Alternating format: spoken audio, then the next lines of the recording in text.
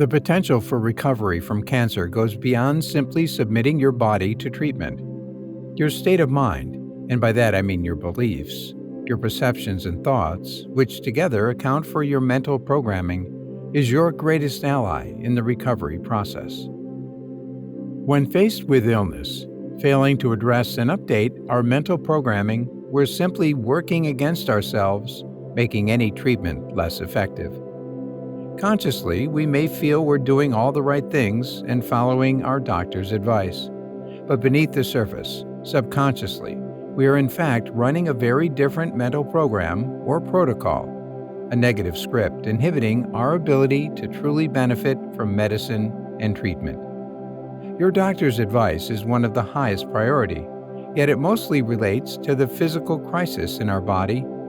It is up to us to tend to the person within, because intuitively we understand that solving only a part of the healing question, i.e., treating only the physical body through modern tools without treating the person within this physical body, we're likely to get only partial results.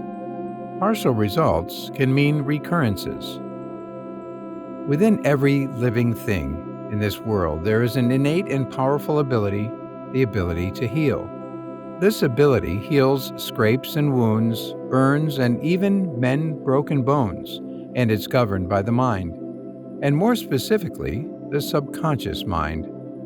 In the part of our mind that governs our body's temperature, digestion, and elimination, and even our heartbeat, all without our conscious awareness, and without effort. I mention it here because it's also the part of your mind that is engaged with and have influence over our immune system, which means it may be possible, if we do this properly, to tap into the resource and utilize it to enhance the functioning of our immune system and support our recovery. When we look closely at our mental programming and what we believe, it's interesting to realize that we don't really question the validity of what we believe, because we learned these ideas in early childhood when our mental and psychological faculties were not yet fully developed. We only become aware of our so-called faulty programming when something changes in our lives, like illness, for example. And I say this because I truly believe that physical symptoms are the tangible evidence of what goes on in our mind. Faulty, or I should really say outdated programming, is the root of the problem, because we spent unimaginable amount of energy and time trying to measure up to those outdated ideas and erroneous beliefs, though manipulating our external reality, managing ourselves, our body, our results, and our circumstances. We worked so hard on our external that we forgot to work on the interior self, the root of it all.